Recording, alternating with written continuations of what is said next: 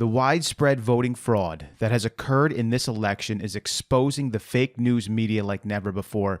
And when I say fake news media, I really mean the agenda behind the corruption and collusion of those who are trying to push a certain ideological value on the people of the United States and really the world at large. They're looking for a certain system to be set up, and rather than reporting and investigating the facts, they promote the falsehoods. This here is Richard Hopkins. He is the Pennsilvanian United States Postal Service worker who is one of the whistleblowers who have claimed that widespread fraud is occurring in the United States Postal Service, in particular that they are predating the ballots to make sure that they get through when in fact they should be disqualified.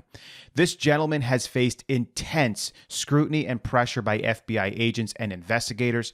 He has faced harassment and death threats.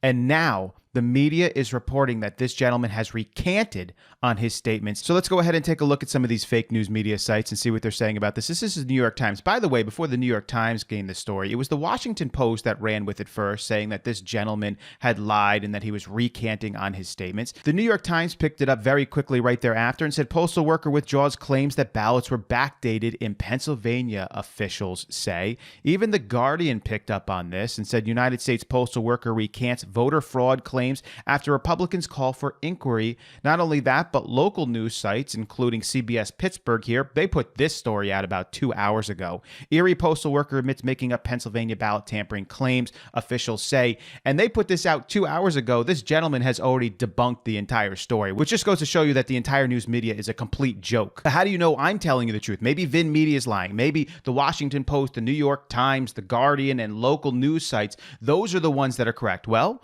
let's just go to the source himself. I am the postal employee who came out and whistle blew on the Erie, PA Postal Service postal office. I am right at this very moment looking at an article written by Washington Post. It says that I fabricated the allegations of ballot tampering. I'm here to say that I did not recant my statements. That did not happen. That is not what happened. And you will find out tomorrow. And I would like that the Washington Post recant their wonderful little article that they decided to throw out there out of random.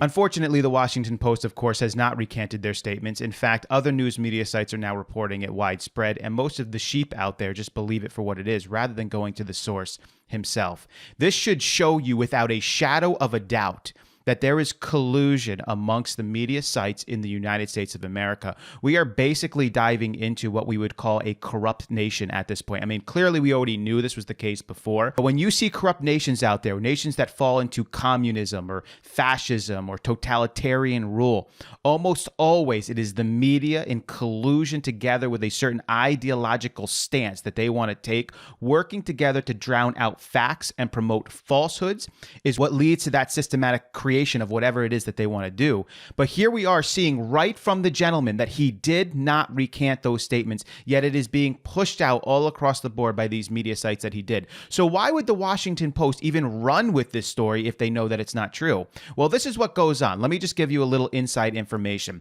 The Washington Post has individuals who are involved in the FBI and investigators, and those individuals try to get little tidbits of facts from them. And this gentleman, Richard Hopkins, is being pressured by these FBI agents and investigators in unbelievable ways. And so as the Washington Post sends out their journalists trying to crush the facts, they're basically asking them, is this guy going to recant? Is he going to give up on this? And they talk to these Washington Post journalists and they say, oh yeah, he's going to break. He's definitely going to break. And what they do is they run with that story. They don't care about the facts. They want to crush the truth. And so they ran with what they thought was going to be the case. But what they didn't count on is this gentleman, even under the intense pressure that he's going through, released a video only hours after the Washington Post reported their fake story for all of the world to see. So what in the world is going on? I mean, you hear all these claims in the media that there is no evidence of fraud. Let me tell you this. 4 years ago, when President Donald Trump won, there was zero evidence of collusion with Russia. Literally nothing. But the media ran with it with foaming mouths and a viciousness with no evidence at all. They said that the collusion was real. The FBI ran with it. We saw the liberals in the House, in the Congress, running with this story, looking to impeach him. We saw the Clinton Foundation in this dossier. We see all of this stuff, all invented in order to take this man down, completely untrue. And at the end of the 3.5-year investigation, they found out that there was nothing, but they ran with it with an intensity because they want to push their ideological values on you. Here, we have hundreds of sworn affidavits of individuals who are claiming that widespread fraud is occurring. We have individuals from Georgia's Office of the Secretary of State claiming we are going to find fraud in Georgia's recount. We already know that there was voters in Arizona that were voting from out of state. We already know that poll watchers were not able to verify the ballots. There is so much evidence all over the place. Go back 4 years ago when there was zero. And the media ran with it like it was complete fact. This is undeniable. You see the video today. I showed you the Washington Post reporting fake news, and I showed you the video of the actual source, the actual gentleman himself saying, no, I did not do that. But the New York Times ran with it, the Guardian ran with it, the Pittsburgh news stations ran with it. Clearly, there is collusion going on. Clearly, they're trying to push in ideological values. Now, those of you that are still with me right now, if you're a believer, I'm going to let you know the facts here because this is the truth. At the end of the day, God is in control.